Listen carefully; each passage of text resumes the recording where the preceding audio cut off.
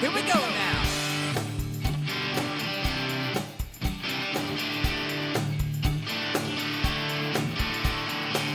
A case of beer, some barbecue.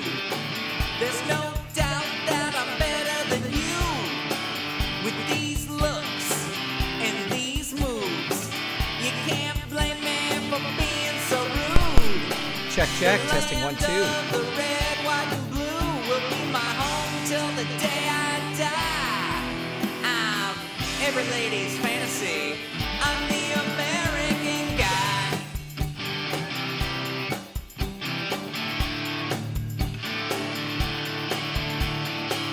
The trailer park is where I'm from. You better believe I have about 27 guns. Baseball games, pickup trucks. I'm leagues above you other dumb schmucks. I'm from where the women are hot and the Twinkies are deep fried. And every day I pledge allegiance to God and country. I'm the American guy. Well, it is Wednesday evening, and this is an episode of the Filsinger Games Fan Podcast. What, did you think there was going to be no podcast this week? We're going to take a week off? No, we don't take weeks off around here. Well, sometimes, actually, we do. Welcome to the Filsinger Games Fan Podcast. This is episode number 62 for September 29th, 2021. The Filsinger Games Fan Podcast, your favorite Filsinger Games Fan Podcast. My name is Grant Bachoco, and I am so excited to have you here today. Since we are recording a little bit later in the week than we normally do, we have a lot of news, including some breaking news that just broke. But before we get to it, we do want to send out a special thank you to all the patrons of Saturday Morning Media who make this show possible, this and the other shows from Saturday Morning Media. Huge thank you to all the patrons, but especially Dorothy Bachoco, Eve Cunning, Kathy Crawford, Tony Urbano, David Akers, and Vicky Sebring, our patron producers. All right, let's get into the news because there is a ton of it. We are going to start with Champions of the Galaxy, and announced is Partide. That's whose image you're seeing here if you're watching on the YouTube channel. But Partide and his tag team partner Votartist, I think that's how you say that, are devoted disciples of Oracle and original members of his following. They are calling themselves the Partisans and will do anything to show themselves They will do anything to show their dedication to Oracle and protect Oracle by challenging anyone who will not join their prophet. They've identified their initial targets. Will they bring glory to the movement? These tag team specialists aren't afraid to challenge anyone who stands in Oracle's way. Partide and Votartist will be available as 2 of the 3 cards for this quarter's Champions of the Galaxy Prime release. To subscribe to COTG Prime or other Promoter Prime products, you can go to filsingergames.com.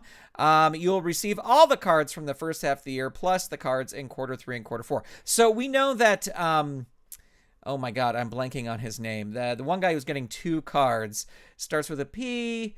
Epitome. No, it doesn't start with a P. It starts with an E. But Epitome will also have a Promoter Prime card. So there are your 3 Promoter Prime cards for Champions of the Galaxy Prime.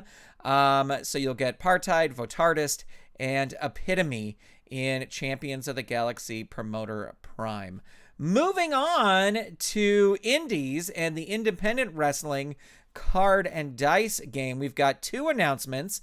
The first from last week, one of the greatest deathmatch wrestlers North America has ever seen, John Wayne Murdoch, is the last name announced for the Indies deathmatch set. Known for his 13-year run in IWA Mid-South, Murdoch faced all comers in any kind of match you can imagine, a 6-time heavyweight champion and 2-time tag team champion, most recently with Jake Christ. Murdoch is also the survivor and winner of numerous deathmatch tournaments throughout his storied career. Though the bulk of his career has been spent in the Midwest, Murdoch is well-traveled and has racked up his share of wins and memorable moments in promotions throughout the country. So that is the final name announced for the Indies Deathmatch 2021 set, John Wayne Murdoch. Announced just a little bit ago for Indies Prime, the deathmatch theme continues into Indies Prime in quarter 3, as all 3 cards released this quarter will complement that Indies Deathmatch 2021 Game Edition. When you think of deathmatches, one name that comes to the forefront is the deathmatch legend, Madman Pondo. Pondo will be part of Indies Prime and will be bringing his Sawbat, Stop Sign, and Cinder Block with him. He is joined by the previously announced new cards for Ricky Shane Page and Justice Payne. Between the new Indies Deathmatch set, Indies Prime, and the Nick Gage Special Edition card, your Indies promotion is sure to get a whole lot more violent. So again, that's Indies Prime. You can subscribe to that over at filsingergames.com. And if you are not subscribed and subscribe now, you will receive all the cards from the first half of the year, plus these cards that were just mentioned, and the quarter 4 cards that will come out later this year. Moving on to the main event, Legends of Wrestling card and dice game. The final name announced for the 2021 Legends 4-pack is none other than Len Denton, the Grappler. A 7-time heavyweight champion and 12-time tag team champion, Len Denton's mass persona, the Grappler, was a mainstay of the twilight years of the Pacific Northwest. A well-traveled talent, the Grappler spent some time in multiple territories, racking up wins and crossing paths with a litany of talent, including Ted DiBiase, Kurt Hennig, Blackjack Mulligan, and setmate Buddy Rose. His work behind the scenes in Portland may be even more important than what he accomplished in the ring, but there's no denying that the Grappler is a worthy entrant in the Pacific Northwest theme 4-pack. Very excited about this. If I'm remembering correctly, I signed the Grappler. He did some time in Championship Wrestling from Hollywood when I was there, so super excited to get him in the set. He is part of the Legends 2021 Special Edition 4-pack that is coming out and shipping this week. It's supposed to ship by the 30th. Ladies and gentlemen, that's tomorrow. That's tomorrow. So hopefully you got your order in, your pre-order in, and your set will be on the way. I'm already thinking of ways to bring this 4-pack into my Fed, since my main Legends Fed runs in Southern California. I thought that this would be an interesting, the wrestlers from this set, the Grappler, Dutch Savage, and Buddy Rose, and Doug Summers would be an interesting 4-man team to kind of do a Pacific Northwest invasion into my set and sort of shake things up. So very excited to get these cards, and I hope you are too. You can check out filsingergames.com for all this information and more. Always really great to have you. To have you check it out. Christopher Merriman, welcome. Thomas Morgan, welcome to the show. Glad you are watching live. Moving on to some of my Fed results. A card I played out just the other day, card number 2137.444 from Orion. Killer Queen beat Sinful in a hard-fought coffin match. And Killer Queen warned Necros and Sinful to stay away from her for good, because they've been trying to enchant Killer Queen. The Basilisk versus the Faller resulted in a double countout when neither wrestler was able to return the ring after Cry of the Basilisk, so those two will probably be stepping into the ring again. Alina defeated Storm with Resurrection. Storm, like Bulldoze, is flaunting her suspension. She was suspended by Massive, and Dark Menace, the co-commissioner, says no, those suspensions don't count and they can wrestle. So Massive not happy, and Storm not happy that she lost against Alina, but Alina kind of putting her in her place and saying you should have been suspended. Sly Drury bested Perfect Specimen with regime change in a close match, and Drury immediately demanded a shot at the Galaxian title held by Monolith. The Gladiators crushed Nowhere to Run in a non-title match when Siege covered Killprey after the 8th ring crippler, and the champs just cut the ring in half, destroyed Killprey, and stopped any attempts Wolf made to turn the tide. And in the main event, Scorn retained the women's championship when Catfight was disqualified for brawling outside of the ring. So that is the latest action from my corner of the universe. And stay tuned. You can actually watch me play this card out live, and I will tell you how to do that. It is time for the match of the show. And, last week we had Siege versus Spike, and it ended with Spike getting counted out due to the interference of Dark Menace. So this week, We are having a rematch, of course, and Spike has demanded that it is in a cosmic cage. So let's head to the ringside for Siege versus Spike for the Podcast Grand Championship in a cosmic cage. We'll be using their cage ratings. Dark Menace not allowed at ringside after his actions last week, so no enhancements for Siege.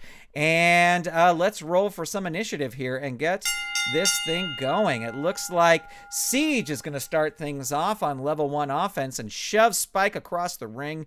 Spike is dazed by that. Big forearm smash 2. Hurt 2 by Spike. So Siege in control here. Siege stunner, add 1. Oh no. Spike getting 1 fatigue there. Rolling on level 3 offense. Down 3, leave the ring. Well, he can't leave the ring, so Siege is going to roll, and he rolls the Aether Crippler. Oh no, is Siege going to end this right away?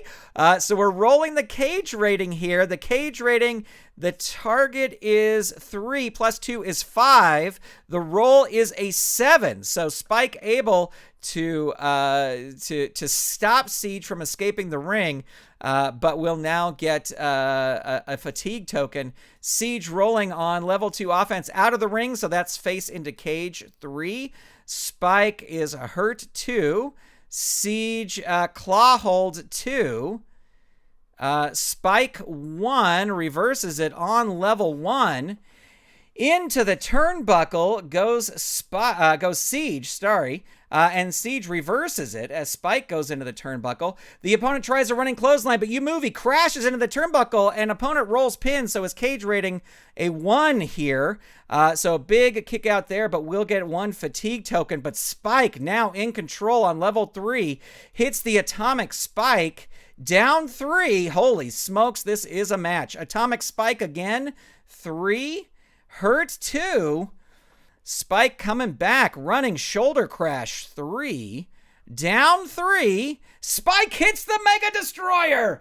Oh no, Spike hits the Mega Destroyer, so the target will be a 6. The roll is a 5. Ladies and gentlemen, your winner and the new Podcast Grand Champion with the Mega Destroyer is Spike. Holy moly, ladies and gentlemen. Holy cow. That is craziness. We have a new Podcast Grand Champion, Spike. Who should face Spike next week? Let me know in the comments below. Moving on to the question of the show. Last week I asked, when determining challengers to your big belt, do contenders have to beat the champ in a non-title match, win a number 1 contenders match, or something else before they get a title shot? We had a lot of great answers for this. ScottyBoy9999 says, for determining challengers, I just go by feel. I don't have rankings. If a guy is on a hot streak, he'll probably get the shot, unless it's a teammate. Of course, if just by the way of scheduling, the champ happened to lose a non-title match, then that would make it very likely he'd face them in a title match. But I don't do too many non-title matches. So thank you for chiming in with that. Steve Williams says, I tend to follow the tradition of determining contenders based on win-loss records and who contenders have beaten to get the ranking. But the selection of challengers to the big belt in my Fed occasionally depends on who the champion is. I'm a huge fan of Bret the Hitman Hart, and I loved it when he declared himself a fighting champion upon his first WWF World title reign and lived up to the moniker by readily accepting challenges from Papa Shango, Virgil Skinner, the 1-2-3 Kid, and other non-ranked challengers with the same zeal and excitement as he approached challenges from Flair, Razor Ramon, Bam Bam Bigelow, etc. He took challenges from Hakushi, Carl Ouellet, and even a young Shawn Michaels, all of whom weren't quite ready to wear the big belt, but were solid threats. As something to attribute to the Hitman, I book a lot of my face champions and a few of my fearless heels like Vader, Race, Thanatos, Thunder, and Chaos, for example, to take on anybody at a time. Consequently, the rankings get thrown out the window at times because of a hot feud or a bold challenge from a star looking to cut to the front of the line, or the champ makes everybody else wait so that he can put the younger challenger in his place by showing him what it takes to be champ. Some of the best matches and feuds I've ever played out have resulted from allowing unranked opponents to fight the champs for the title. Commander Sam versus Chaos, the new Russian Assassins versus the Road Warriors, and Brad Armstrong versus Harley Race come immediately to mind. It's also a good idea to break the monotony of routine and get outside the box for the sake of keeping gameplay fresh. Steve, thank you so much for that. Absolutely agree, and I do some of this as well. Not necessarily for my big belt, but definitely for my interplanetary belt. Carl Zilla says title shots really depend on the feud story between the wrestlers. Sometimes they need to win a number one contenders match. Sometimes it's a non-title victory over the champ or a tag team victory over the champ, etc.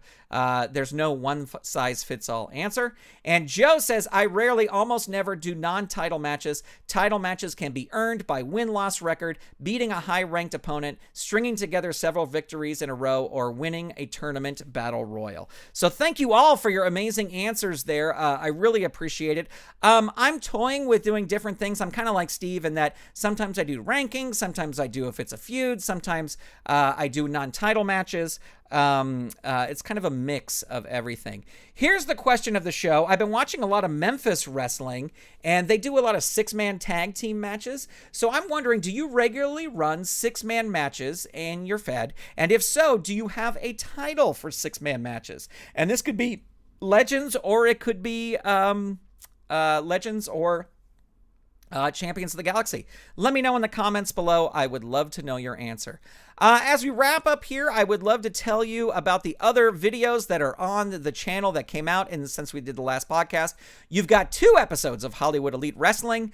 We determine the top 2 tag teams for the tag team titles. And then just last night, I played another great card of action that included the final encounter between the American Males and the Dream Team. Also, elsewhere on the channel, not Filsinger Games related, but definitely take a moment to check out Watching Classic Wrestling with Levi Shapiro, pro wrestler Levi Shapiro. We had a great time watching some old Pacific Northwest promos and a match, and it was a lot of fun, and I would love to know if you'd love to see more of these. And finally, as I mentioned earlier, I did play out my latest card, and I did video it, so if you'd like to check that out, that is up on the channel as well, and that's at youtube.com/GWF promoter. All right, ladies and gentlemen, as we wrap up here, we want you to remind you to check out the other great Filsinger Games podcasts that are out there. Of course, there's Uncharted Territory. There's the great live-action wrestling of After Further Review with Steve Tower. There is Heartland Championship Wrestling. Of course, there's Roll Up, the Filsinger Games podcast, and Lee Longpre's Dizzy Dice podcast. And check out every Sunday night on Twitch, twitch.tv, Brockster Builds, for Brock's New Dimension Wrestling. Check all those out. And there you go. There is an audio version of this podcast that's available on Apple Podcasts, Spotify, or wherever you get your podcasts. Just search for Filsinger Games in your favorite audio store, and it should pop right up. If you have a topic you'd like the show to cover, leave it in the comments. Make sure to subscribe or follow, whether you're watching on YouTube or Twitch. And follow GWF Promoter on Twitter at GWF Promoter. You can check out my personal feds at gwfpromoter.com and lowpromoter.com. The theme song is American Guy by Throwing Toasters, used by permission and available on Apple Music, Spotify, and anywhere else you get your music. You get your audio. You get your, you get your music. This podcast is not affiliated in any way with Filsinger Games or its subsidiaries. It's purely for entertainment purposes. And this episode is copyright 2021 Saturday Morning Media. All rights reserved. Huge thanks to Thomas Morgan, Christopher Merriman, Mark Ferguson, and everybody else who's watching along live, everybody else who's listening to the podcast. We will talk to you next week for the next episode of the Filsinger Games Fan Podcast. Have a great week, everybody.